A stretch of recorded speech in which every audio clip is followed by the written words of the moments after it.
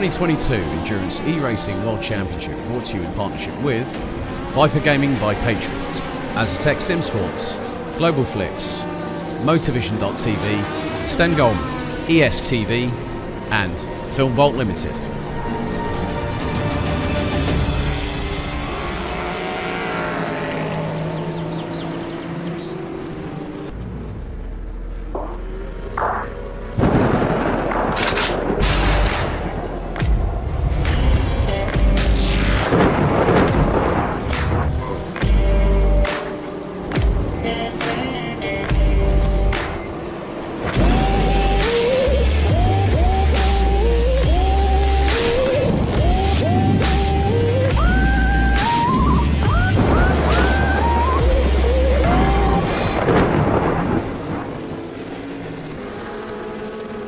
Racing for Green is here to help you carbon neutralize your racing.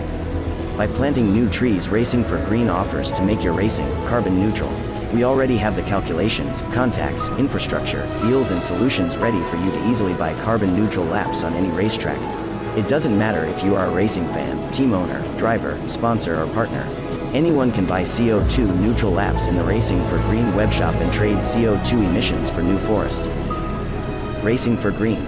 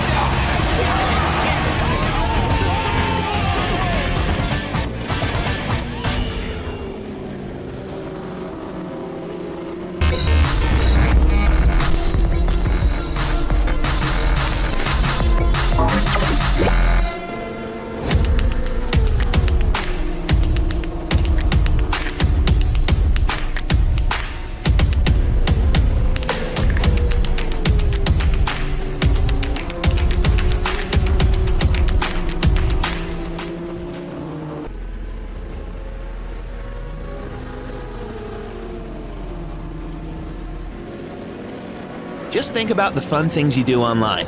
Diving into movies you love. Shopping. Enjoying free Wi-Fi with your morning coffee. Wait, who's that guy? Meet the Digital Snooper. It can be your internet service provider peeking at what you do online, or a cyber criminal on a mission to snitch your credit card info, or a hacker at the next table trying to steal your sensitive data. Uh-oh. But don't worry. NordVPN keeps all these snoopers away. It makes your internet activity private, protects you from accessing dangerous websites, and lets you enjoy your favorite content securely, even while away from home. The best part? It's just a click.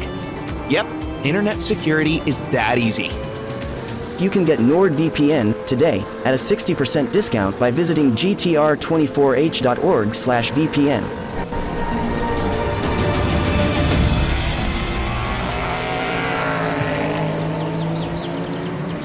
Welcome back, ladies and gentlemen, to the GTR 24H EEWC round number 3 here at Sebring.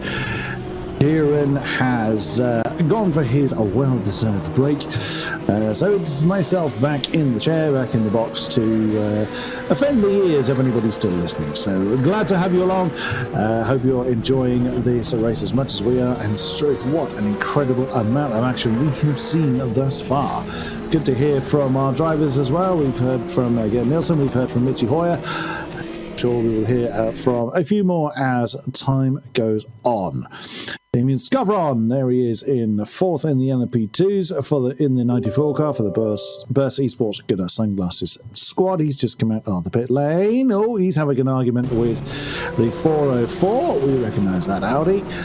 Who's in command of the 404 Audi at the moment? That is Jakub Kowalski. So a lot of the drivers would have probably changed since. Damien Scavron isn't one of them. Joao Barbosa is in command of the 74 Motorsport. Oh, we have a dramatic replay coming up. It's been queued up. Does the Gadgethausen number 777? This will be the one that I saw just as I was returning to the chair. Michael Ciccolini.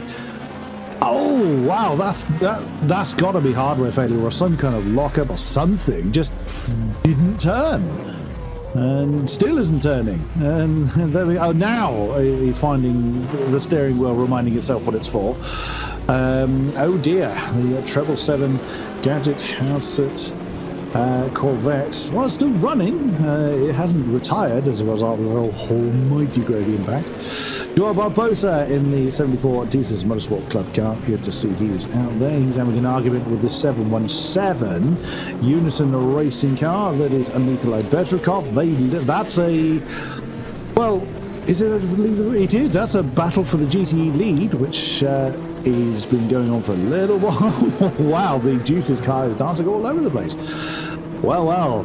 So we're several hours in now. We've got just under 8 hours remaining, 4 hours down, and we still have lead battles going on. The lead DPI battle may well have diluted ever so slightly, but this one is looking very, very hot at the moment. Bezrukov in the 717 BMW being chased by Barbosa in the 74. Deuces Aston Martin, and third on the same lap is the DIS Sim Racing Lab Porsche, and that's a little way back.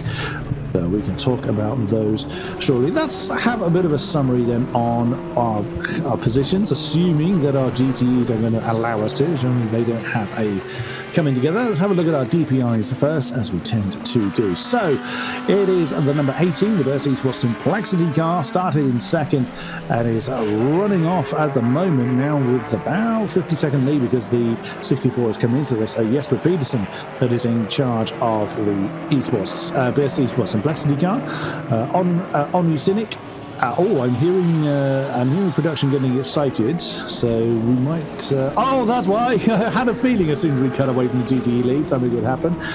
So they're side by side is Deuces and Unison at the moment. Who's going to bring out on this one? Oops, there's a slight yellow flag there. I just saw... Oh dear! They're still side by side, and Joao Barbosa is one out on that one. God, wow, that was a bit of a tense moment there for those two, but I don't think Unison are done just yet with that particular exchange. We're not even halfway through the race, and they are having a great old scrap out there. They're not interested in... there's no one for them to gain on. Of course, this is the GTE lead. They're not having to work together or slipstream or anything like that. They're a decent lead ahead of the DIS Sim Racing Lab Porsche, although it's not a lap or any amount of laps behind the Porsche is, but there's plenty of time back. The Unison car made a bit of a mistake there. It's just suddenly fallen back from Joao Barbosa. There's only half a second between the two. Could be the Aston's a little bit stronger in the squiggly bits, and the BMW's got the legs along the straight. Let's have a look. Oh wow, look how early Barbosa went to that defensive line, even though that Bezrukov wasn't in a position to immediately attack. You saw how early the Deuces Aston Martin went right over to that defensive line. Now coming through the sunset bend, and that's not going to necessitate any movement there. No, they're absolutely fine. And it looks like Joao Barbosa has gone into a little bit of breathing space then over the 717 Unity car for the time being. So let's try again. Let's try and have a look at our position, our positions overall. If we can bring that up, please, production. There we go. Excellent stuff. So, well, let's jump to LMP2 as we did look at the top of DPI before the GTEs decided to resume their fight. So Liam Rance in the 164 Satellite Racing LMP2 car at the moment, so that's changed from when I was here before. They lead by about 25 seconds, so not a great deal, over Robert Paun in the 15 Deuces Motorsport car. In third is Damien Scavron for the Burst eSports Get a Sunglasses squad. He's been in the pits, I think, fairly recently, so the 94 car now back on its merry way. But again, there's not a lap actually between any of the top running LMP cars, so there's certainly a gap that could change at a moment's notice. And fourth is the 79 Axel car, the number 21, currently being driven by Mohammed Alif. In the GTEs, as we were just seeing rather dramatically, it is the 74 Deuces Motorsport car, Joao Barbosa, currently in command of the Aston Martin, and then it's the 717 Unison Racing BMW, Nikolay Bezrukov, currently piloting that one. Then it is the 45, the DIS Sim Racing Lab Porsche. I think they're about to be lapped, but even still, one lap in endurance racing terms is not a huge amount. Then it is the 27, the MCM Motorsport car, Ricky Jimenez in control of that at the moment. And then it's the 166, the ID Simsport car, Magnus Berggren has got that one, only 5 seconds behind the 27 car at the moment. Then in 6th is the 264 Satellite Racing car, and then Juan Amaya has got that one in 7th. Manuel Biancalillo, as we were hearing, hardware failure for the 54 car saw them tumble down the order, but they're still going, which is good to see, and I'm sure they'll be eager to push on and regain some lost ground. Their sister car, the 53, did not return from a couple of hours ago when sadly that car had retired. Our GT3s, let's have a look at them. Ciccolini's just caught another yellow flag, I noticed, but that seems to have resolved itself pretty quickly. So the GT3 is being led by the CKR car. Leandro Werle, we had his brother in the car, Lucas Werle, in the car not too long ago. So it's now Leandro Werle that has command of that beautiful Brazil emblazoned McLaren. But again, less than 20 seconds behind is that 404 GlamRacing Audi. So a shaky start for the 404, but they just gradually made their way through the field, kept out of trouble, and now find themselves in second. Fantastic. So Jakub Kowalski currently in command of the 404. Then it's the 585, the Azatec Sim Sports car. Alexander Sesha has that one. Is a minute-ish behind Jakub at the moment. And then in 4th is the 188 Teleforeningen BMW. Thomas Brainegard has that one. And then the 777 Gadget Hosted Corvettes, Michael Ciccolini doing some interesting acrobatics with it earlier on, but still running, which is great to see. And then the 32 car that's had trouble earlier on, but is still running. That's lovely McLaren, still running in 6th position at the tail end of the field. Sadly, we lost the 82, good 3 hours ago now. The Mugen Sim Racing number 82 was a victim earlier on. All 6 of our DPIs are still running. We've lost 1 GT3, 1 LMP2, and 2 of our GT field thus far. The GT field being led by an increasing gap now by Joao Barbosa in the 74 car. Very good effort there for Deuces Motorsport. They are looking to continue that charge. Leandro Werle continuing where his brother left off in the CKR car, leading the GT3 field. Just going to remind myself where they started, actually. CKR started 3rd in the GT3 field. And there is the Werle brother, one of them, obviously. It commands the lovely McLaren. A face of focus. It's a very barren room as well. There's nothing behind it. Usually you have some kind of... that's a bed that's in the background. It does actually look like there's nothing there. It's like a prison cell almost. But, well, it could well be. Who am I to judge? You know, it's just...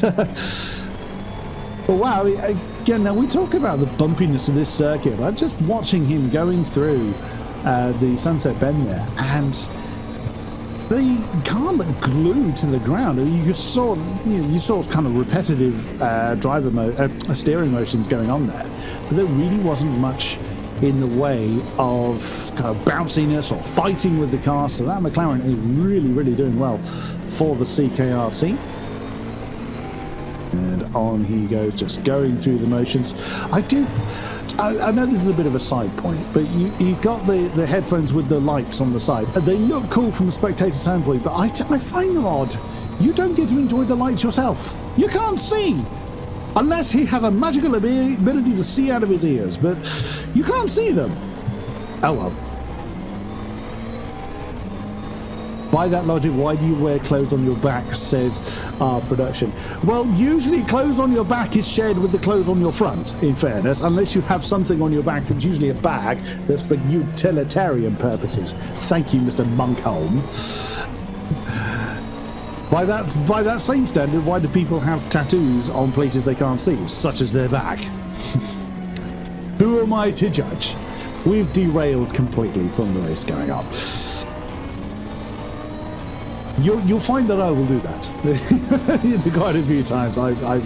You have been warned. So let's have a look.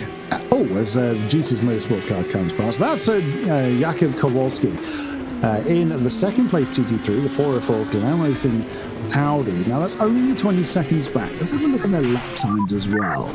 Nearly identical lap times last time around between the Audi and the McLaren. We're talking within a couple of hundredths of each other. 201.637 from CKR and 201.614 from GlamRacing. So very, very similar times. You can see at the bottom of the screen there, the L is the last lap they did, and the B is best. So their best lap that team has done so far. That's what that stands for. And again, very, very close to the outright pace of the team is what Jakub Kowalski is currently doing as he bounces his way through sunset. That camera made it look like the tail was letting go there, unless of course it was, and if it was, he caught it very, very well. I wonder, shall we see if we can have a chat to a driver?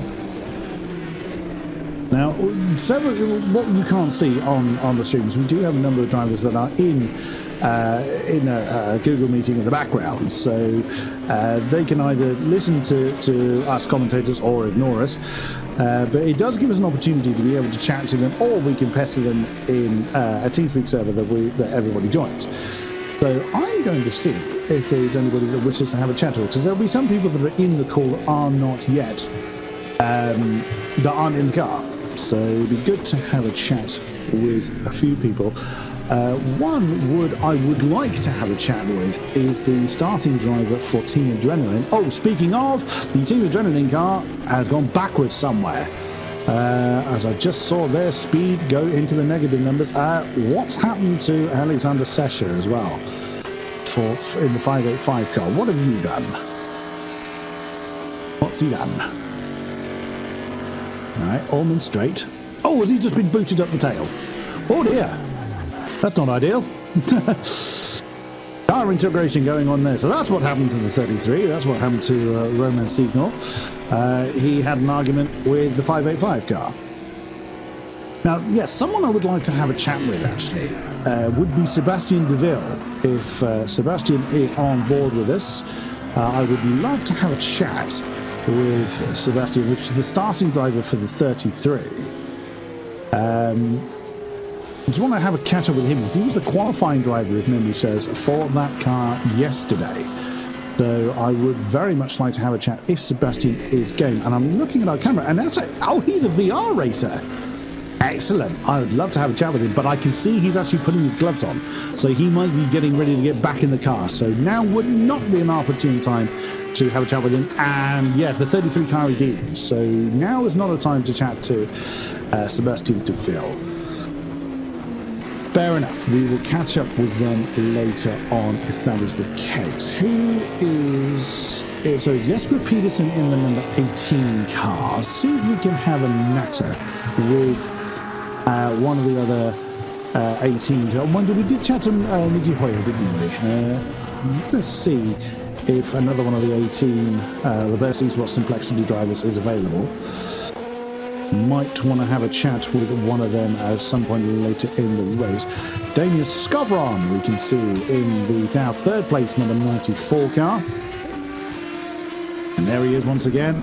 Still with that very steely, determined look upon his face. I'm assuming at some point he's been out of the car because he's the only name I've seen in that vehicle so far. I'm guessing that he handed that over at some stage. Otherwise, that's a really, really, really long stint that he's been through. What about the 64 team? What about the Moradness eStars?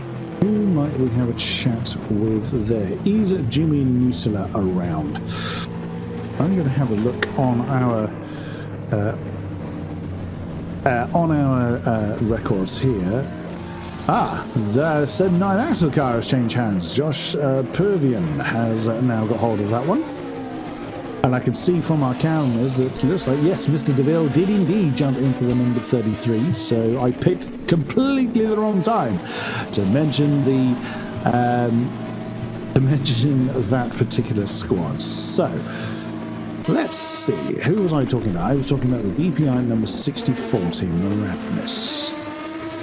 I'm going to have an ask if Jimmy Musela is available to chat to us. So it'd be good to have an idea on how they're feeling. Henri Sinik is in the car at the moment. That's the burst car, isn't it? No, that's the same non-axle car. Beg your pardon. That's why there's only 5 seconds between Mohamed Alif, who was one of the qualifying drivers in that car yesterday, particularly for the night session, if memory serves. Sem 9 with a pole team for LMP2. Though their initial stint hasn't gone as well as they would like, but they are pressing on nonetheless. You'll have to forgive me if I get interrupted in my flow, because of course, just me in the box, I'm having to keep up with all the messages.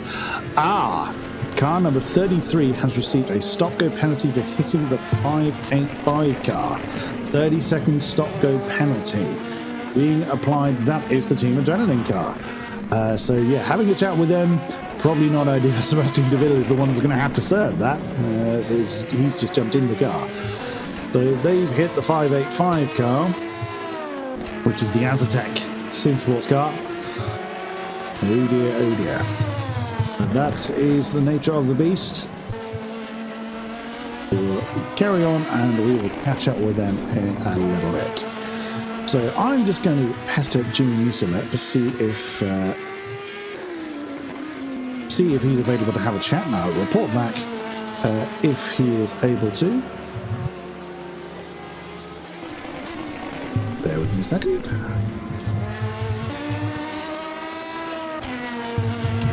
There we go. I've sent a message to Mr. Musela, so he's the starting driver in the pole-sitting Moradness eStars car. I'll report back on what he says, and we'll get him up in here if he chooses to come and have a chat. Who else can we talk about? Well, as I said, the 33 car does have to serve its drive-through penalty. I'll keep an eye on when they come through the pit lane. What's the GTE lead looking like? Well, that's completely changed now. So it was a very, very close battle for the GTE lead. That's now changed as Nikolay Bezrukov has got about a minute to himself as Walter Pelesny has taken over the 74 car. So he's back in the Deuces Motorsport car, so that's why there's a gap there. But of course the 717 car will have to come in at some stage. Now that we're some way into the race, you'll notice the pit stop strategies now will vary quite wildly. You're not going to have so much of the kind of clumps of cars coming in at any one time. No response from Jimmy Musela, unfortunately. Hey-ho, we'll see who else we can get hold of. Let's see. Let's have a look for the Sem 9 Axel team. Like I say, they were our pole squad for LMP2. And that is who the 94 squad are chasing. So Damien Skowron is going to be coming under pressure at this rate. It'll take a few laps, but slowly but surely, Mohamed Alif is closing in on Damien Skowron. Let's see the lap times last time around. 148.179 for Damien. Of course, that'll ebb and flow as time goes on. Speaking of, that is the Burst Esports squad you can see up on screen.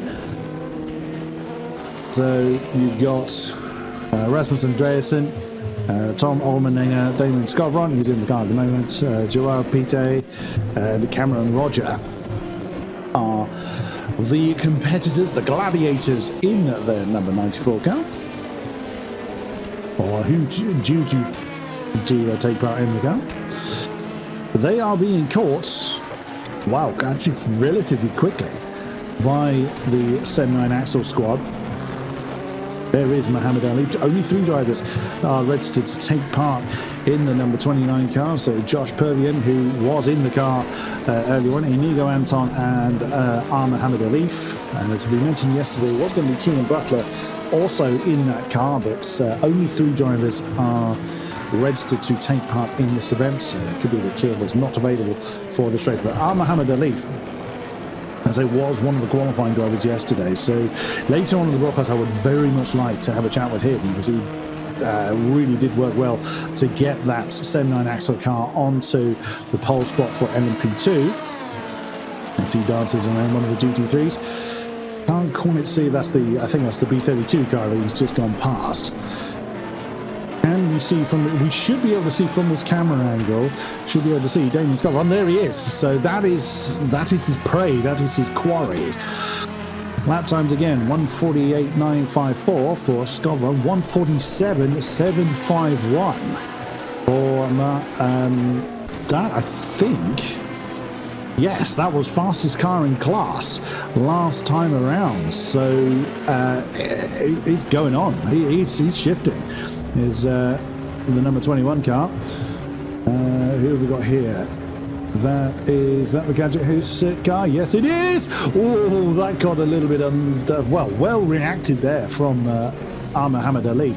Again, no, they didn't do anything wrong. Michael Ciccolini didn't do anything wrong there. He was just minding his own business, but it did look like, just the way the car bounced at that particular moment, that the Corvette was going to go to the right.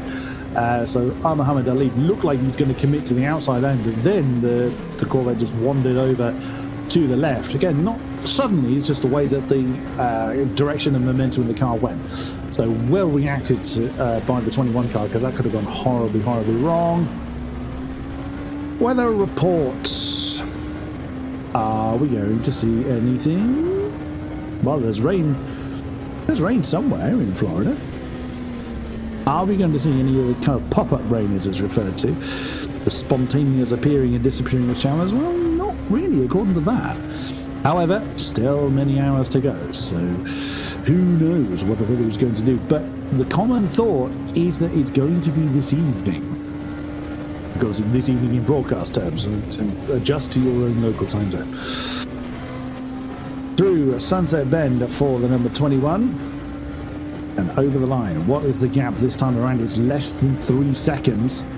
47.702 for Damien Scott. So he's getting on with it. He was briefly the fastest LMP2 car last time around, but a 47.158 from Muhammad Ali. So he's absolutely pushing that car hard.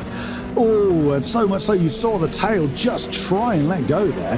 Coming through turn 2 as we dance around. That's one of the satellite cars we've just gone past. I suspect that was Juan Amaya in the GTE, in the 5th place 264 car. That is the target. It always kind of motivates you a little bit if you can see the person you are directly chasing. I mean, they know their deltas, they know the actual time gaps, but when you can see the car ahead of you, when you've got eyes on the car you're chasing, that's when it just gives you that little bit of a boost, that little bit of extra motivation to get out there and get on with it. Come to think of it, actually, both of the 7.9 axle cars are fastest in their class. So the LMP2 car, as we've been riding on board with for a while, Muhammad Ali was quickest by almost over half a second, actually. So really getting on with it. Oh, who's caused a yellow? Don't know, disappeared.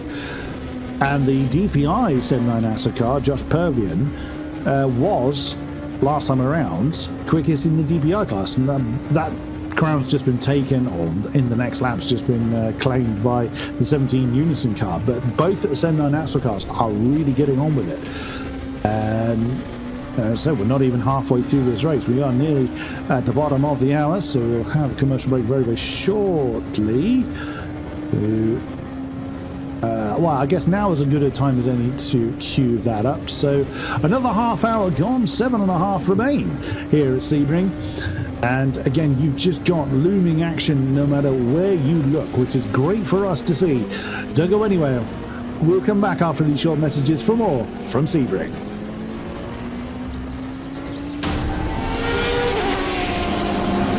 2022 Endurance E-Racing World Championship brought to you in partnership with Viper Gaming by Patriot, Aztec Sim Sports, Global Flix, Motorvision.tv, Stengolm, ESTV, and Film Vault Limited.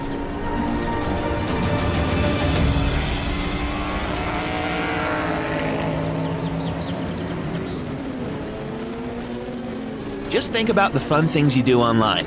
Diving into movies you love. Shopping. Enjoying free Wi-Fi with your morning coffee. Wait, who's that guy? Meet the Digital Snooper.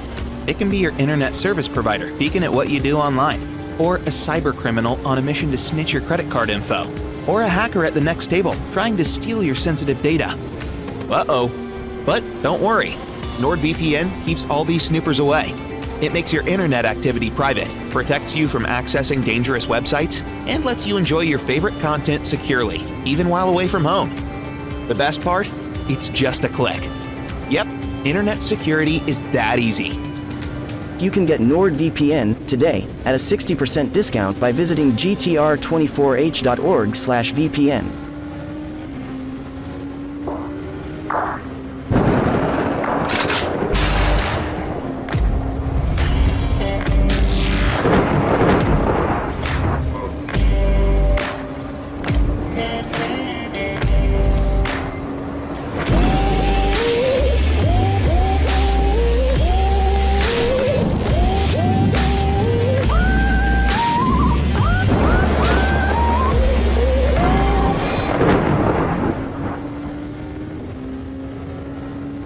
Racing for Green is here to help you carbon neutralize your racing. By planting new trees, Racing for Green offers to make your racing carbon neutral. We already have the calculations, contacts, infrastructure, deals and solutions ready for you to easily buy carbon neutral laps on any racetrack. It doesn't matter if you are a racing fan, team owner, driver, sponsor or partner. Anyone can buy CO2 neutral laps in the Racing for Green webshop and trade CO2 emissions for New Forest. Racing for Green.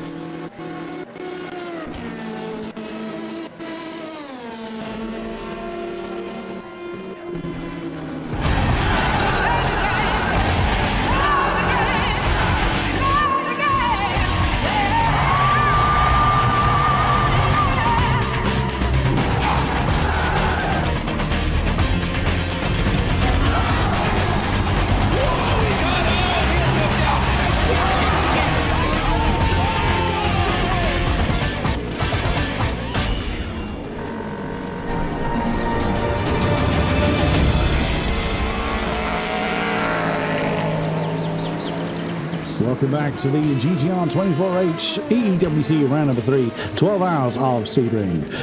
Well, the LMP2 competitors are getting close. They were a bit closer than they now are. However, Mohamed Alif got a little bit caught out on traffic on the start-finish day. Even still, that gap is only 2 seconds now. So there is going to be a challenge for that second spot in the LMP2 class. Liam Rance, the 164 Satellite Racing LMP2, is a good minute up the road, so the lead is not going to be challenged for yet. But anything can happen in the remaining 7.5 hours here of Sebring. Plenty to talk about.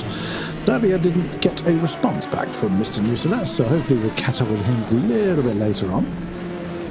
In which case, let's have a look whilst our LMP2 competitors are having an argument for their spots. I'm just looking through the timings. We don't have an immediate challenge for position yet.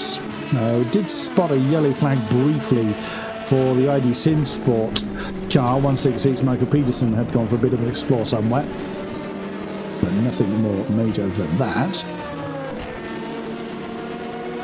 Again, I always wince when you're watching Damien Scott and Mohamed Alif coming through that last part of Sunset Bend, just where the wall recesses a bit. It was probably once straight. It's just been hit that many times, and it's dug a hole in the wall essentially, so it gives you that alcove. Every time they go through that, I wince, but you've got to do it. You've got to maximize your exit from Sunset Bend in order to get a decent rate of knots coming down the start-finish straight. Sounds obvious, yes. You need to maximize your exit from every corner, granted, but when you've got a straight, even a straight as long as the start-finish straight, it's not particularly long, but it's good enough. You can get a decent amount of speed down there. Who else can we potentially pester to have a chat with? Well, Peter Vagapov is in the 17 Unison car. Who started that? Sashenko, I think. Yes, it was Denis Sashenko that started the number 17 car, and they started in... Where did they start? Third is where they started, and that's where we find them at the moment. So I will see. Do we have a representative from team number 17? Unison? No, they are muted, so we shan't pester them because they won't be able to respond. If that is the case, fair enough. I know they'll be very busy doing their thing. Here's Damien Scovron again. So we've seen his steely determination several times. And there is his pursuer, Mohamed Alif, right behind them. I'm sure if we were to speak to them now, we probably would get for one, we'd probably be told where to go, and it wouldn't be particularly broadcast friendly. But I think it's fair to say that Damien Scovron is really feeling the need, although he does pick up the pace when he can. He keeps ending up with faces full of traffic, which is part of the challenge for these LMP cars. Look at the Sem 9 car dancing through every turn. It looks a lively beast. Only half a tenth separating their lap times last time around. The 94 and 21 cars, 1:47.9, both of them. Which was 2 seconds quicker, well, 1 and a bit seconds quicker than Liam Rance in the 164, but he's somewhere down the road. The fastest one was actually the Deuces Motorsport car, the Robert Paun 1:47.3 last time around. Who's quickest in each class? Let's have a look at that for a little while. Fastest in DPI last time around was the 17 Unison car, Peter Vagapov, who was one of the qualifying drivers for that car yesterday. LMP2, as we said, it was the 15 Deuces Motorsport car, so 17 and 15. Fastest in the GTEs last time was the 54 car, Manuel Biancalila, doing everything he can to make up for lost time. Still got through the GT3s to work his way through before he will then join his classmates. But bear in mind they lost a huge amount of time with that hardware failure for the 54 car. And fastest GT3 was Alexander Sesha in the 585 Azatec Simsports car. He's got 46 seconds to close in to find the 404. That's now in the hands of Jeff Van Eylen. That car has changed hands once again. Lovely stationary camera. I love these stationary cars. Oh, except when people do that. We don't want dust being kicked up. Thank you very much. I'm sure which one of the Audis that was. But again, that just shows you just how long that straight is. And Damien Scovron is in. So now, Mohamed Alif, the Sem 9 car, didn't follow him in. So he's chosen to continue. He's got a great opportunity now to try and leapfrog the number 94. Does Damien Scovron hand that car over? That is, if he does hand it over, I will try and get a word with Damien before he disappears, because it would be great to have a chat with him. I think you saw he was one of the qualifying drivers for that car. I think, judging by his camera, he's still in it. Yep, he is indeed still in there. So Robert Paun, who is really flying in the 15 Deuces car. Wow, a 47.2 for Mohamed Alif last time around, as was Robert Paun. Only 100th of a second difference. Not even that, actually. 0.008 of a second difference last lap between the 21 and the 15 cars. There's Manuel Biancalila, Where is he on track? He's coming around to, that's the hairpin. So he's got, like I said, he's got some distance to recover to try and get back up with his classmates. He's a good few laps down, but I mean, Manuel is, like I said before, he's an incredible driver in a variety of disciplines. Other than Wojtek Pelesny, he was the fastest GTE car by quite some distance.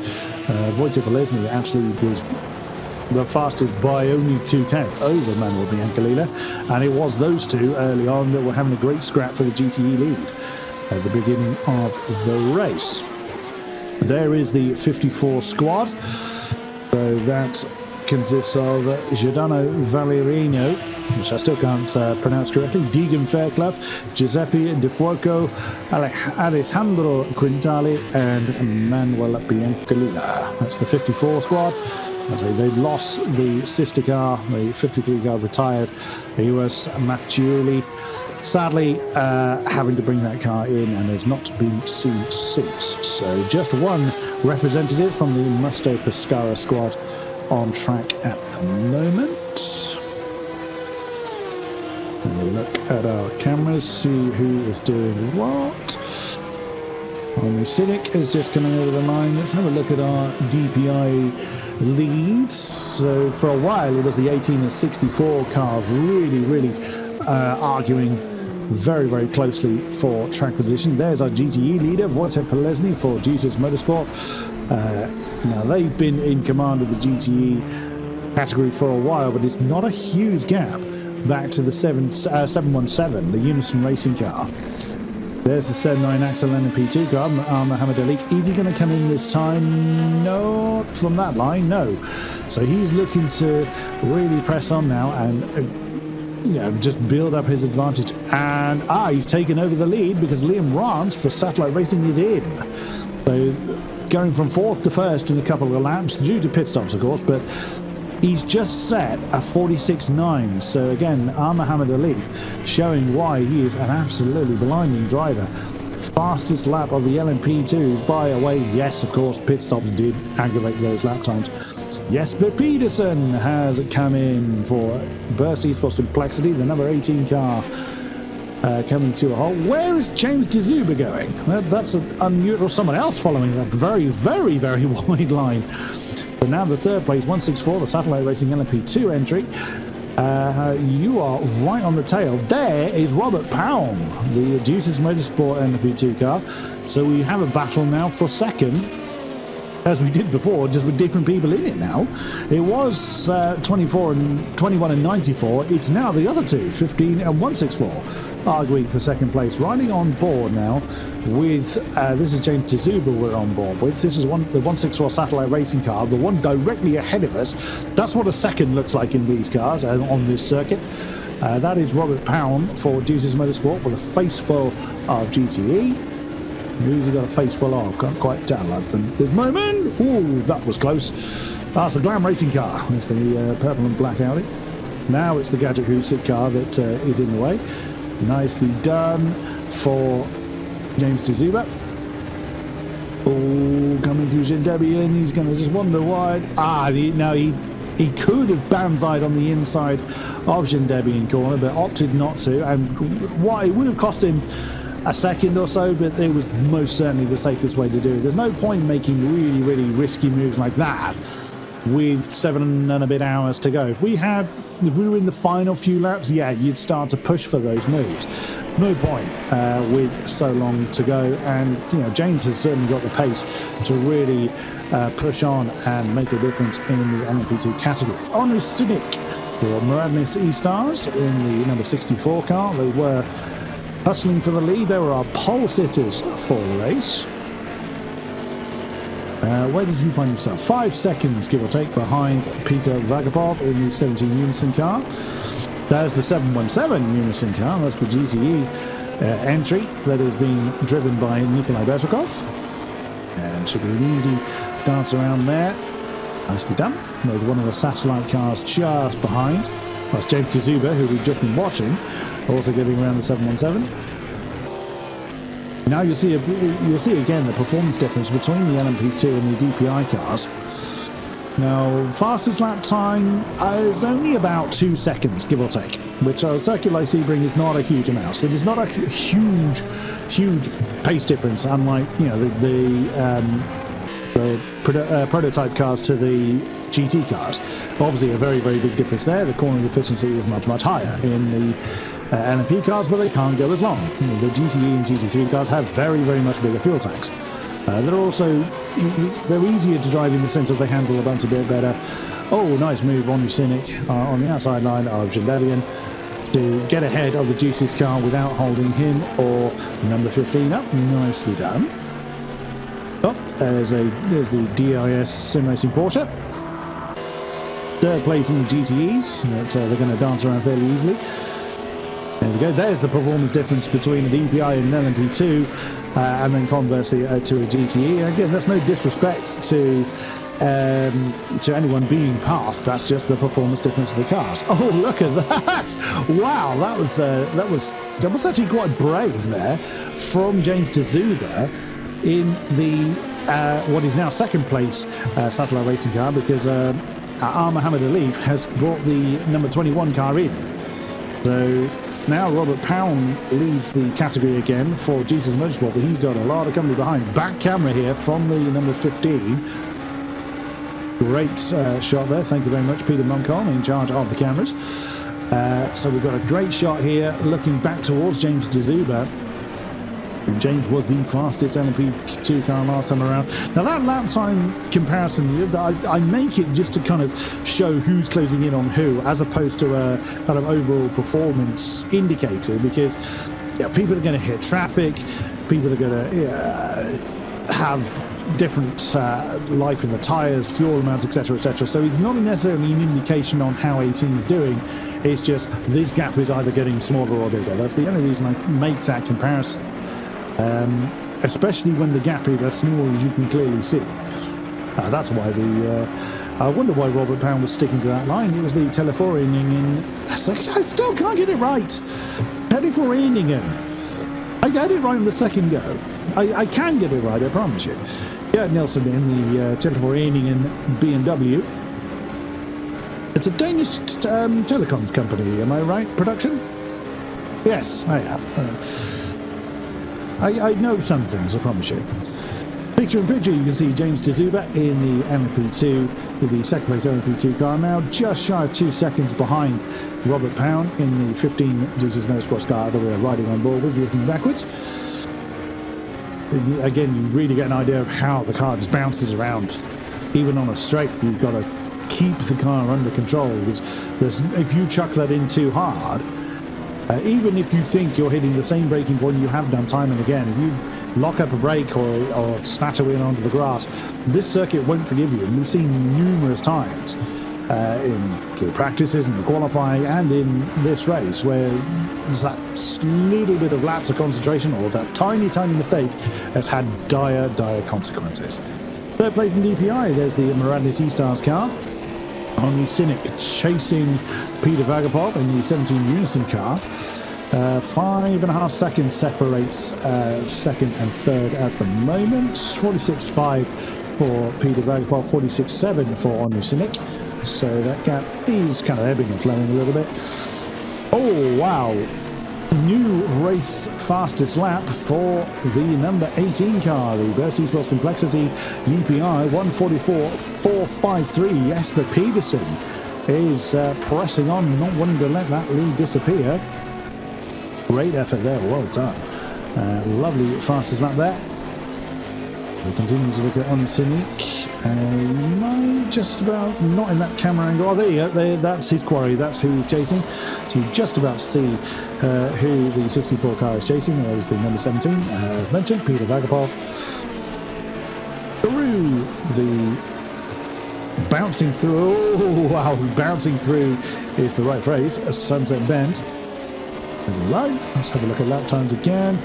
45.678 for Unison and 46.045, so 0.4 of a second to Peter Vagapov's advantage there. We see Unison nearly run onto the grass. keeping everything nice and contained. What about our LMP2 battle? That's shrinking again.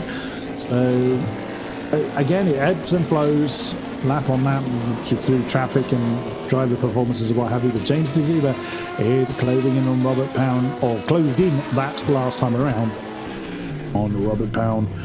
But as mentioned, our remaining LMP2 cars, of which there are 4 of them, we started with 5, we lost the 77 very, very early on, are not very far apart in endurance racing terms. So shall we have a look at who's where overall? We tend to start with our DPI category, so we can do that once again. Let's have a look at our standings. If the technology will allow. Yes, there we go. Thank you. So Jesper Pedersen in the 18 bus eSports Simplexity squad, leading the way, 48 seconds over Peter Vagapov in the 17. Third place is Henri Sinik in the 64 Moradness eStars car. Fourth is Josh Pervian in the 11 9 Axle squad. Fifth is Sebastian Deville, not long taking the number 33 Team Adrenaline car back over. And finally, it's the Viaducting car who had that huge incident at the beginning of the race, and is doing their best to try and make up for lost time. They've just had a pit stop, not 100% sure who's in the Viaducting car. They are pressing on nonetheless. They haven't given up, and they're still doing what they can. In LMP2, as mentioned, it's the 15 Robert Paun, Deuces Motorsport, in the lead of the class, but not by much. That is slowly getting smaller, that particular gap, although that time Robert Paun got the fastest class lap by 0.3 of a second. Third is Mohammed Alif in the 79 Axle car. That car's not long been through the pits, bit of about 35 seconds or so between second and third. And Damien Scarborough in the 94 Burt's eSports Good Sunglasses team presses on in fourth position. These teams are bouncing around fourth to first and what have you all race long, so that will change in the blink of an eye. GTE then, that is very much belonging to Deuces Motorsport. Wojciech Polesny has been really taking command of the class, leads it by 20-ish seconds over the 717 Unison car. Nikolay Bezrukov currently in the driver's seat. Then nearly a lap behind is the DAS Sim Racing Lab Porsche. We're not sure who is in the driver's seat for that. In fourth is Ricky Jimenez in the 27 MCM Motorsport car. Then is Michael Peterson in the 166 ID Sim Sport car. In sixth is the 264 Satellite Racing Juan Amaya. And seventh is Manuel Biancalila, the surviving Musto Pescara car. As mentioned, we lost the 53 earlier on. It was good 2 hours ago now that we lost that one. In the GT3s, it is Leonardo Werle in the CKR car, now leading the way. Second is Jeff Van Nieuwen, so that car changing hands not too long ago. The 404 Audi in second. In third is the 585 Azatec Simsports Audi, Alexander Sasha in command of that at the moment. In fourth is the 188 Teleforening in the BMW, Gerd Nielsen back in command of the car for now. And 777 in fifth position, Michael Ciccolini in the DSR Gadget Husik car, and still pressing on and doing what they can to make up for lost time, the number 32, the B32 Racing McLaren. And earlier on we lost the number 82, the Mugen Sim Racing car, from the lead of the class, indeed, Christy Koenig, having a trouble that sadly they could not recover from. And that is how our race currently sits. We are nearly at the top of another hour straight. That is absolutely flying by. We do hope you lovely people watching along are enjoying it as much as we are. As we look at De Zuba, there you can see just going through the shot is who he's chasing, which is Robert Paun for Deuces. That gap's just gone up to a couple of seconds. Like I say, it does ebb and flow with, obviously with traffic and mistakes and what have you. But James De Zuba has been really pressing on. Heavy may be your right foot, and he's certainly exercising that. I do hold esports drivers as well. Endurance drivers is what I was trying to say. I do hold endurance drivers in real special esteem, because I can't last more than about 45 minutes in the saddle. It doesn't go well for me. Oh, have we had trouble for the 33 car? Oh no, they're in the pits again. I just suddenly saw Sebastian Deville take his gloves off. I was thinking, oh no, are they in trouble? But no, he's in the pits, is what has happened there. It's not too long since he took over that car, but either way, he's back in the pits. I'm guessing that one is scheduled. Oh, is there trouble for the 17? The 17 car has stopped. That's Peter Vagapov. That's the second place DPI car. Oh dear.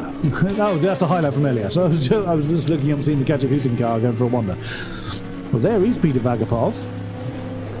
That's why he's stationary. He's in the pit stop. Yeah, goodness me, Chris, keep up. So, I mean, he has every right to be stationary in a pit stop. It's a good idea as well. It's a good time to be stationary. You'll upset your pit crew if you don't. So, scheduled stop then for Peter Vagapov. We're assuming it's a scheduled stop. And see, the car looks in the correct shape, so we're assuming he hasn't hit anything. Like I said earlier, because we're now, approaching halfway in the race, the kind of, you don't see blocks of the same category coming in now, as everyone's pit stop strategies are fairly spread apart. As we now look at Manuel Biancalida, still pressing on, using all of his skill to try and work his way through the GT3 field. He's about 4 seconds behind the next car in line, which is the 585 Aztec Synthwaz Audi of Alexander Sesha. That's who he's got to get past as far as on-track position is concerned. I'd say he's several laps down from the 264 Satellite Racing car currently in the hands of Juan Amaya. Right behind is one of our DPIs, that will be Sebastian Deville, who's back out on track following the pit stop. Lights coming on, you can see the actual light being cast upon the ground, so the light is starting to dim a little bit as the nighttime hours doth loom in Sebring. As a reminder, as the drivers would have practiced, they certainly qualified in day and night hours. And so we see Manuel Biancalida on the back of, that is, I think that's Ricky Jimenez that he's closing in on. Lovely stationary camera shot here. That's the Burst eSports car. So they are starting to get a bit close again, aren't they? LMP2 cars. Oh, that might have been Damien Scott actually, we just saw. Oh no, it was the 79 car, it was right. It was Mohammed Ali who just saw go through the shot.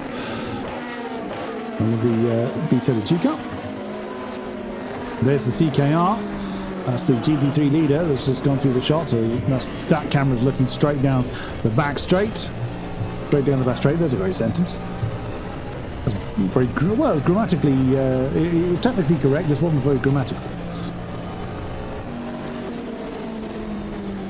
Pressing on then. Oh, don't go too wide. There's Jesper Pedersen. And the lead car. There's Henri Sinik. The second of the DPI cars. Nearly a minute now separating the top two of the DPI class. And like I say, in endurance terms, that's not a huge amount, so that can change in the blink of an eye. Yellow flag sector 3, that is the treble 7. That's the DSR Gattu car again. Oh dear, they've had a spin somewhere, because looking at their speed, they had come down to nearly nothing. So trouble again for Michael Ciccolini, as Henri Sinik kicks up a bit of dust on the exit of turn 1. There's several people who've done that. But turn 1 has bitten several people who have done exactly that.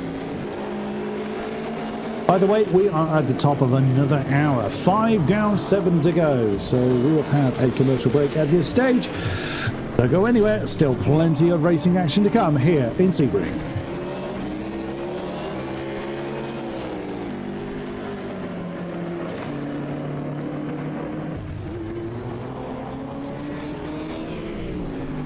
Nope, commercial break doesn't want to happen. Fair enough.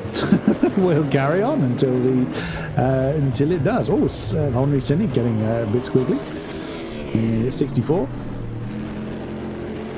Oh, again. Well, the tail just letting go there. Now, the track temperature will have dropped a little bit, but it's down to 25 degrees in fairness.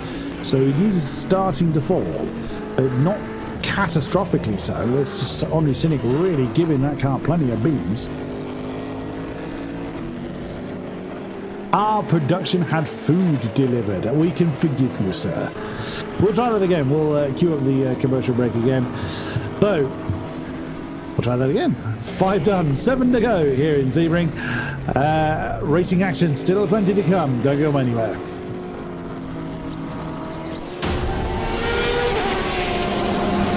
The 2022 Endurance E-Racing World Championship brought to you in partnership with Viper Gaming by Patriot, Aztec Simsports, Global Flix, Motorvision.tv, Stengolm, ESTV, and Film Vault Limited.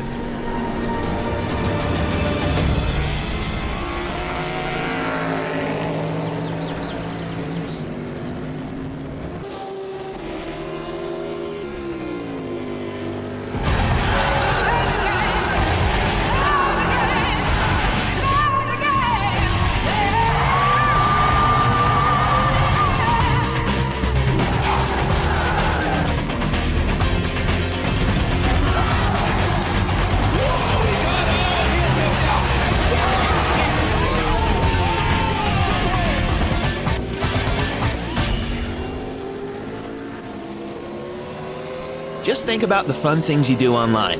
Diving into movies you love. Shopping. Enjoying free Wi-Fi with your morning coffee. Wait, who's that guy? Meet the Digital Snooper. It can be your internet service provider peeking at what you do online, or a cyber criminal on a mission to snitch your credit card info, or a hacker at the next table trying to steal your sensitive data. Uh-oh. But don't worry. NordVPN keeps all these snoopers away. It makes your internet activity private, protects you from accessing dangerous websites, and lets you enjoy your favorite content securely, even while away from home. The best part? It's just a click. Yep, internet security is that easy. You can get NordVPN today at a 60% discount by visiting gtr24h.org/VPN.